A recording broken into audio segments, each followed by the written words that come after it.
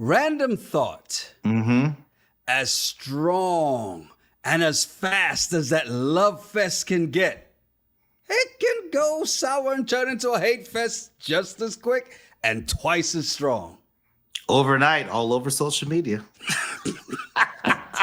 That's the problem today, boy. Hey, welcome to the show. I'm Yanni Rude. And I'm just Terrell. You ever been out somewhere and overheard two people having crazy conversations? Yeah, well, we are those people. We've been having these conversations since college. Yep, it's the Regular Guys Random Thoughts podcast. Random Thoughts, episode 15. Be sure to like, subscribe, rate, and leave a review. Now, unless you have sworn off social media until you get your summer body right, you have seen what's happening. As we record this on Thursday, and most of you are going to hear it on Friday, the Twitter sphere, and it's funny how we still call it Twitter, not X, right, has gone nuts as the Elon Musk and President Donald Trump bromance has come to an abrupt, startling end. Are you surprised? No, I'm not surprised because you got people both very strong egos. Yeah. And I think one has more money than the other, to be honest. But I think both very strong egos. I didn't see this. I'm not surprised by any of this. And it started with, as Elon was criticizing Trump's, big, beautiful bill. Yeah. And Trump was like, I don't know why Elon's talking like this. I thought we were friends. I guess not. And started talking shit about Elon. And Elon's like, oh, wait, really? What about this? Post. Oh, and what about this? That's what we're doing. Post. Yeah, this is what we're doing? Okay. Post. Y'all want to know who's in the Epstein files? Donald Trump. Post. He's just going crazy. Yeah. It's awesome. You say it's awesome. It's fun. It's fun to watch. Is it though?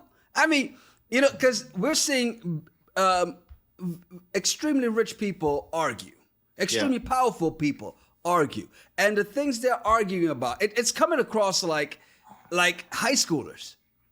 Because it's just throwing this out. And if anybody is on one side or the other, right? I mean, MAGA is not going to say, oh, Elon, you're right. Right. We were deceived. No. And everybody who wants to bring Elon back in because now he's against Trump. I hate politics now, man. I was interested in politics, not wanted to get into it. I just had an interest in it at some point. And now I know why my mother never taught politics around me when I was a child. Yeah. It's a mess, man. I mean, it's a money game. And I think that's where a lot of Americans, I think some people are blinded by the fact that they think that these politicians, everybody makes a difference. Right. And no, they don't. It's about who has the most money, who has the most people that contribute to their campaigns, and all that. So it's what it boils down to. But it's not to say that voting doesn't work and all that. I'm not saying that, but I'm saying is don't sit there and look at every politician like they have your best interest at heart and that they're there fighting for you, because a lot of them aren't. They might start that way when they're in the local, but then they start getting big and making big money. It starts to change. They get lobbyists giving them some things where they're like, I was anti-gun, but the gun lobby gave me, $500,000. So what's wrong with a few guns out there, automatic weapons? What's the big deal? The thing that irks me is that it's so partisan now, right? And you're right. There's corruption everywhere, right? But I hate that we've gotten so partisan that there is absolutely no middle ground. I keep talking about this. And over the last elections, I've been saying this. Like, I hate that fact. There's far left, there's far right, and those of us in the middle are stuck with nothing. We're in purgatory. And one side is hell and the other side is heller. You decide which is which. Well, it's funny. I remember the first election I was old enough to vote in was it was Bush and what's his name? Who was the VP for Clinton? Was not Dukakis, Gore. No, Gore. Yeah, Gore and Bush. That was the first election I could vote in. But I remember during that time and all the way up until about 2008, you could talk politics with anybody. Yes. And you might have people you talk to that are conservative, you got some people that are liberal, but it wasn't this polarized. Right. But now you can't even have a conversation because as soon as someone thinks that you're liberal, you're judged, you're in this box. Yeah. Someone thinks that you're conservative, they judge you and you're in this box. And there's no conversation because at the end of the day, if you really talk to people who have opposite political views, you really all want the same thing. Exactly. But and that's a great point about 2008, because that 2008 election is where it really took that swing. That you think about how that felt in that moment, right? Yeah. And now look at it and see how mild it was compared to now. Yeah, but it's nuts. Think about what you thought of Sarah Palin in that moment. Right. She is mild. Right. Compared to Marjorie Taylor Greene? Yeah. Could you imagine if in 2008 you jumped forward and you saw Marjorie Taylor Greene, you'd be like, I don't think I want to make it to that year. Yeah. Yeah. I mean, it's crazy because we know a lot of that in the 2008 election. We know a lot about race. Yeah. That was the issue. It wasn't so much if you were a liberal or conservative. Right. It was a racial issue. It was. It's what it boils down to. But you could still have conversations with people who didn't agree. And I remember talking to people at work that I lived in Kansas at the time. Kansas is a red state. And so I remember hearing some of these Republicans I worked with that why they liked John McCain and they didn't like Obama and all. And some of them had valid concerns about Obama that I'm just like, hey, I see your point. But there were other ones that were like, well, you know, he speaks well. And I was like, you lost me right there. So we can't have this conversation. He's a community organizer. Yeah. I'm like, no, he speaks well. He organizes a community. No, we can't talk anymore. I hate you. To your point, at that, in 08, and I said this before about one of the guys I used to play golf with, right? Big old country boy from Tennessee. And this is all I'm in South Carolina. So 2 red states, living in a red state from a red state. Yeah. Right. And it was interesting because as he came into the studio and he started talking politics, he said, hold up. Before we continue, I want to know that you and I can still go play golf after this. Because if not, turn around, walk out my studio right now. He goes, no, we're good. I say, all right. And then I cracked that smile and it was on. Yeah. But we were cool, at least until the day after the election. Because on the day after the election, he's just sitting there tight-lipped. And I understand why, because some of the people in the office are like, yay, we won. And he's sitting there. And then finally, near the end of the day, he turns to me as I walk by. He goes, well, I guess you're happy because you won. And me being me, I said, you don't know who I voted for. And the look of confusion on his face is why we're still friends today. I loved it. That's funny. You should have been like, hey, good morning, Tanner. Did you see the results?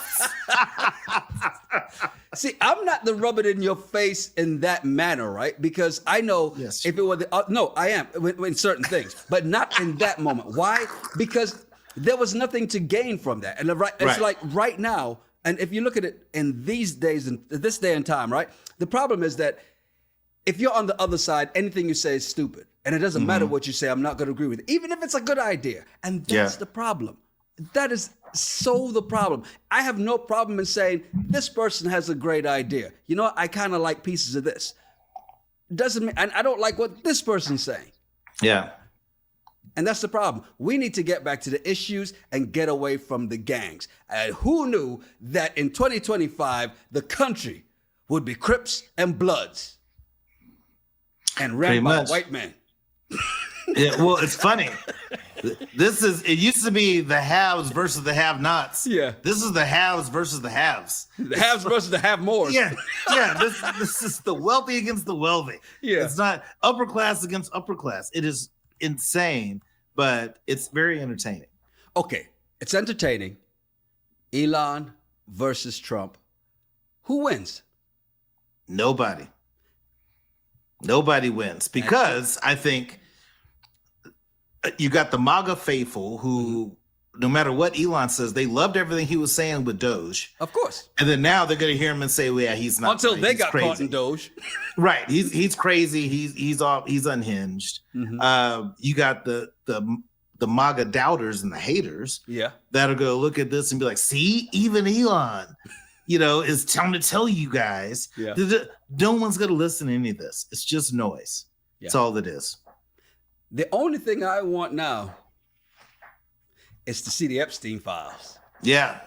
Yes. I know we're going to be disappointed in some people, but we do need to see them. Well, if there's a travel ban on people from South Africa tomorrow, you know why. They're going to deport his ass to Venezuela. We're sending them all back. All white Africans got to go back. Charlize Theron, sorry, you got to go too, baby. Sorry, you're collateral damage because of Elon, but we got to get Elon out because he's about to expose the Epstein files. Oh my God. That's taking over, which makes me say, keep an eye on what's happening in the background. Because anytime something like this takes over, there's a reason. And it happened in the first term. I'm very cautious about that. Because at the same time, there's a big case going on right now. And that's, of course, the Sean Combs case, right? And did he or didn't he? I think after all this testimony, people have come. It's amazing how split people are. Yeah. Right? And there's so many crazy in the comment sections a while, so I stay out of that. But the woman who got escorted out of the courtroom for her outburst, like, what was she going to accomplish by yelling out in that courtroom? Nothing at all. Attention. Yeah, she got the attention. Now they know her name, and she's like, "Oh yeah, well, I'm gonna make my way back in there." No, you're not. Now, something else that popped up today was the judge warning Diddy because, and according to one of these news sites, said after seeing him gesture vigorously at jurors. Is that intimidating? Hell yeah! With this, because you were on a jury. So what's the problem with that? I was on the jury. I didn't make eye contact with the defendant at all. I didn't want to look at him. I didn't want to make eye contact. I didn't want to try to read him. I just had to listen to the facts. Is the prosecution giving me enough to say guilty beyond reasonable doubt? But I didn't want to make eye contact with him. But if you take somebody like Diddy, and we've seen this play out in Law and Order episodes. Right. He's such a powerful person. If all of a sudden he starts to wink and maybe like you, that might impact the way a juror is going to perceive the trial. If he's looking at another dude that's he might like him too, apparently. Stop. But if he's looking at another dude, that could impact the trial. If he's looking at somebody with that look like, dude, I'm going to hook you up. Right. You do right by me. I'm going to take care of you after this. All those can influence it. So, I think the judge was right in what he said. Because the judge says, you do this again, I'm kicking you out of the courtroom. Good thing or bad thing if he gets kicked out of the courtroom? It's bad for him because he needs to be there to intimidate every witness that comes. I thought you just said that was bad. Well, the jury. I'm talking about the defense. Oh, he needs to sit there and look at. He's just there looking. Okay. Yeah, he's there looking at Kid Cudi like, really? All right, really? That's what you're gonna do? Got it. Cassie, the escort, all those folks. He needs to be able to look them in the eyes to intimidate them because they're gonna bring out a lot more folks. Yeah. This is not over this week. Oh no. Right now they have Jane on the stand, who is his girlfriend from 2021 to 2024. The problem with that timeline is there's only one name I can think of. I'm not going to call it. But yeah, somebody's going to slip up and say who this person is. But here's the thing. The Punisher has been out here. Yeah. Remember, he was on the stand, was it last week? And then all of a sudden now we're seeing him everywhere. He's on CNN. Yeah. I'm like, why is he on? Okay, ratings, I get it. What'd you think of him, though, revealing that he has a lot of remorse for any pain he may have caused Cassie to suffer from a result of the freak-offs? Because the interviewer asked him, well, what would you like to say to Cassie now, knowing how she felt about those freak-offs? And he says, I would apologize. I don't believe it at all. I didn't think you did. I don't believe it at all because it'd be one thing if he went to one freak off and this happened and then he realizes later on, oh, she wasn't into it. I didn't know. He's been to multiple freak offs. Right. He saw that she wasn't fully into all this. He heard Diddy directing. It's weird. He was one of the regulars. It's weird. You're right. Right. It's weird. And so don't act like you're sorry now. You're not. Now, he was being paid for his services, and he was just providing a service. That's what he was supposed to do as an escort, right? Right. So could he still just feel some sort of remorse? I mean, because hey, I was being paid this, I was getting, what is it? What do you say, 1,200 to like 1,800 or something like that? No, when I worked at Sonic as a kid and I made a banana split with extra fudge and all the extra toppings for somebody morbidly obese, did I feel bad about it? No, I just did my job. You ordered this, I made what you wanted. I put some extra whipped cream on there for you because I knew you'd like it. I'm just saying, it's like, I don't feel bad about what I did. I can't believe that's the example you went with. But it makes sense. It does. That's why I can't believe it. I'm over here like, yes. Makes sense. That's all I'm saying. So damn you for doing this to me. Yeah, for him to get paid to provide sexual favors for this woman, and that's what he did. Mm-hmm. He did his job. He did what he was paid for. But don't try to say you feel bad for it, because you don't. Now, you also saw the snippet from when he was on with Cameron, right? So did this affect you? Because and the way you think about this and not feeling that he's being genuine and saying he would apologize, because he's on with Cameron and Cameron just gets very crass with him, right? Yeah. Asking him, oh, what it feel like and all this other stuff. And it's kind of like, it was cringe. Right. And I'm glad there were people in that comment section that at least acknowledged how cringe it was. Yeah. It was awful. Yeah.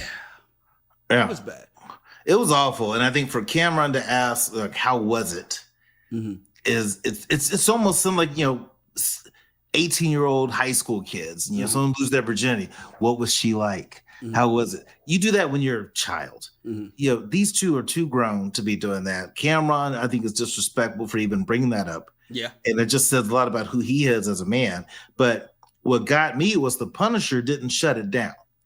He said, oh, well, I couldn't get into it because of Diddy and all this. But you didn't even defend if you feel bad about what this girl went through, why didn't you just have that same attitude when you talk to Cameron?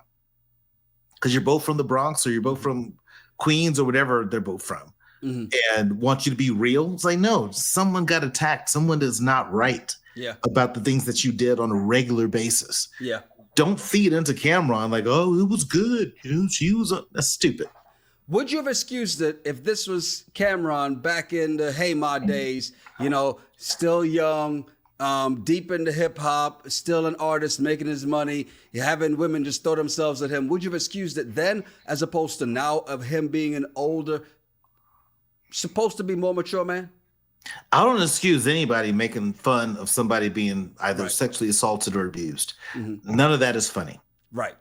So it doesn't matter what era Cameron is in. Read the room.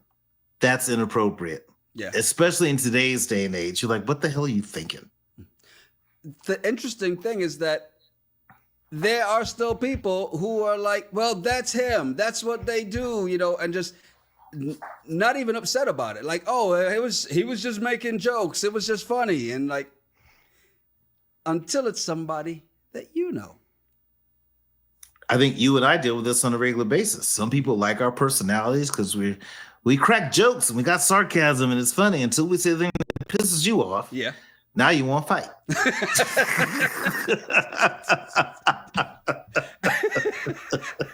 Oh, man. Hey, appreciate everybody who is watching this right now, whether you're watching it first because you're one of the regulars, a.k.a. a member of the Regular Guys Random Thoughts podcast channel. We thank you. And remember, you too can be one as well, too, for less than $3 a month. Just hit that join button. As a matter of fact, it's also the link is also in the description below. And or if you're watching this later and, enjoying this as you kick off the weekend, do us a favor, please hit that like button. If you're not subscribed, please subscribe. Hit the bell for notifications. And hit share. Share it with your favorite friend or even your enemies.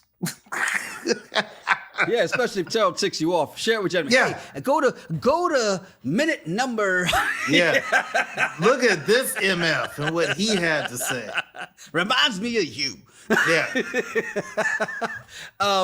There was something that happened in the news recently too, and it was this track star, right? Clara Adams, high school sophomore in California. And she had just crossed the finish line, winning the 400 meters. I ran the 400 meters. I will say, I did see her time, and if what I read was correct, she ran it faster than I ever did. All right? Yeah. She would have beat me by at least 3 seconds, right? Maybe 5. But she crosses the finish line, goes to her dad / coach, gets a prop, goes back out in the field, and uses the fire extinguisher on her feet, on her spikes. You know, because her feet were on fire. She burned them. Yeah. What's wrong? Well, what's wrong is she got that idea from a professional Olympian, if I'm not mistaken. Maurice Green, yeah. Maurice Green, who did the exact same thing. Yeah. Here's the difference. Maurice Green was in high school when he did it. In high school, middle school, you got rules. Yeah. You got things you have to abide by. You got sportsmanlike conduct that you want to pay attention to. When you're a professional and you're getting millions of dollars from Nike, whatever, you can do whatever you want. There's no rule around that. But you're in high school. Why would you think it's okay to do this? And then I blame the dad because you were the dad and coach. You should know better and say, hey, babe, great, you won this. Until you win big, because if you're the state, if you win the state championship in the 400, but I mean that's like Al Bundy. 3 touchdowns in one game. It though. It doesn't matter. This is a big deal. It doesn't matter. What did Jesse Owens do in high school? What did Carl Lewis do in high school? What did Ben Johnson do in high school? None of that shit matters. Well, I don't think Ben Johnson was taking steroids in high school, but yeah, go ahead. Doesn't matter, but none of that shit matters. Yeah, but that's all everybody remembers him for. Yeah, but none of that. Usain Bolt in high school, what was his record? No one cares about that. Yeah. Calm it down. Wait till you become professional. Then you go all out and you build a deal. Sha'Carri Richardson. What did she do in high school? She was a beast in high school. I'm sure she was, but we don't know what it was. Yeah. We have no idea because we weren't paying attention because she wasn't a name yet. So this girl that did this in high school, you're not there yet. Slow it down, prove yourself, and then get to that professional level, and you can talk all the shit that you want. But you're not getting, you're a sophomore in high school. Show me your deals. Yeah. Nike ain't sponsoring you. Well, no, you can't say that because NIL deals are a real thing now. Good point. Good point. This is not the 90s or the 2000s or even the 2010s.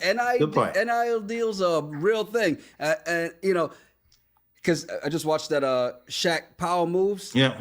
Great series. 6 episodes. Amazing. Love it. I'm about to go buy me some Reeboks. But here's the thing. She got stripped of the state title because of this, right? She says she's disappointed, feels robbed. She's in shock. And here's where the problem spills over. Because obviously she's a star athlete, right? Yeah. Here she is as a sophomore winning the 400, dusting them in the 400. And the decision was handed down to disqualify her minutes before she was supposed to run the 200, which is actually supposed to be another one of her races. She was one of the favorites to win. And because she was disqualified from the 400 for unsportsmanlike conduct, she was disqualified from the entire meet and now couldn't even run a 200. But this is how I know that she doesn't have an NIL deal. Because if you're making money, who gives a shit? I'm just saying. If you're getting, $250,000, to do this and you're a sophomore in high school, who cares? I get it. You're like, well, this is not fair, but you're not going to make a big deal out of it. You're like, hey, it's whatever. I'm still getting paid. Yeah. My family's great. And my future is set. So she's not making NIL money if she's that upset about this. This is your fault. Her fault and her dad's fault. Learn from it and move on. So here's the thing. The person who originally came in second and is now first, do you now say you won the state championship? Because you know you didn't. Yeah, but on paper you did. If I was writing a resume, I'd put that on there. Are you walking around with the medal around your neck though? Doesn't matter. All I said is on my resume, I'm gonna put state 400 meter dash champion. It's gonna be on there, and they can look it up and Google it, and it's gonna be true. And what happened the next year? Oh, I lost. I didn't train as hard. I got cocky. I got comfortable. I realized track isn't going to be my future. That's why I'm going to go to University of Texas and major in marketing. You get an NIL deal off for coming in second, but since somebody got disqualified, you get first place. Oh, well, you get the NIL deal. Hey, I'm just saying, I would put it on the resume. So I'm not, if you won, you won. By all rules, you won. Okay. I hate to say this because you're not because you're right, but I hate to say this because of the example I'm going to have to give with it, right? And the example I'm going to have to give with it is, if you're in the tee box and you hit a drive and you whiff it, but it happens to roll and make it to the fairway. Now, you didn't hit it far. It wasn't a great hit. But on that scorecard and in the stats, it says that was in the middle of the fairway. It was a fairway drive. It's going to look good. 100%. Damn it. Going by the rules. That's what's in there. Yeah. I don't even think everybody else was mad at the celebration because they weren't even around it. And when you're running track, who's about to win that race if that person is that good. Oh, yeah. So 100%. Many times when I ran track, I got in the heat. I'm like, yeah, I can't beat him. I can't beat him. So I'm shooting to not either. I'm shooting for fifth, or I'm trying not to embarrass myself. No. So where if I lose with dignity. Which one of y'all can I beat? You. Yeah. And you. So I know I won't be second to last. Let's go. Yeah. When I ran track, I couldn't beat a lot of them. I would say that I was not the fast guy, but I had a lot of heart. But I would just get there and I get in the blocks. I'm like, I got no chance. Just don't embarrass myself. Don't be like 10 meters behind everybody in the 200. If I'm just like, right behind the last guy, that was a win for me. We should do a 100 and no, we shouldn't. We should do a race. No, we shouldn't. We should not race. No, I'm 50. I don't race anymore. I don't have to. Is somebody chasing us? Is there an emergency? We can set that up. We can set that up. You can create an emergency? Yeah, no. You're not racing. I don't need to do that. I just want you to train in case we're standing somewhere talking and people start running that you're ready to, make it out of there. I'll let you win. The zombies will get me. You go, Jan. Save yourself. I'll catch you later. You got kids. You go take care of your family. It's just me. I don't have any overhead. I can just let the zombies get me and don't have to worry about it. Oh my gosh.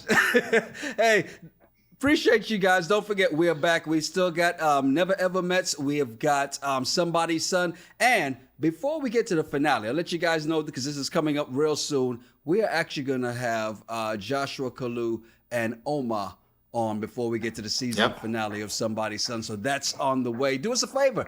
Hit that like button. If you're not subscribed, please subscribe. Hit the bell for notifications so you know when we go live or when we drop some content because we appreciate you.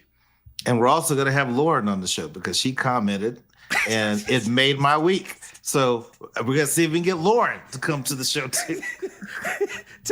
Terrell, if we get off the phone, he never calls me back. All of a sudden, phone's ringing. What happened? Lauren commented. I did. I was like, Lauren comment. She's amazing. We got to get her on the show. Thank you, Lauren, for the kind words and for making this man turn into a 13-year-old again. Thank you. Thank you. Hey, I'm Yanni Rude.